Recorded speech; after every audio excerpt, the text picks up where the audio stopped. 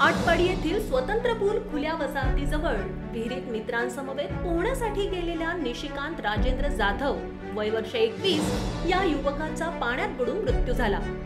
ही दुर्दैवी घटना 17 मे रोजी दुपारी घडली। या घटनेमुळे शहरात हळहळ व्यक्त होत आहे।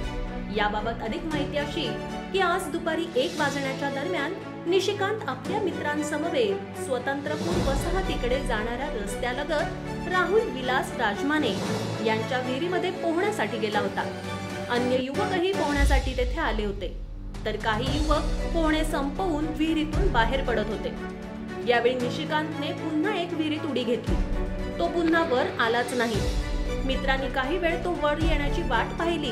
त्यानंतर विहिरीत उतरून निशिकांतचा शोध घेतला, पण तो काही सापडला नाही। आटपाडी तलावातून जाणाऱ्या कालव्याजवळ असलेली ही विहीर तुडुंब भरलेली आहे।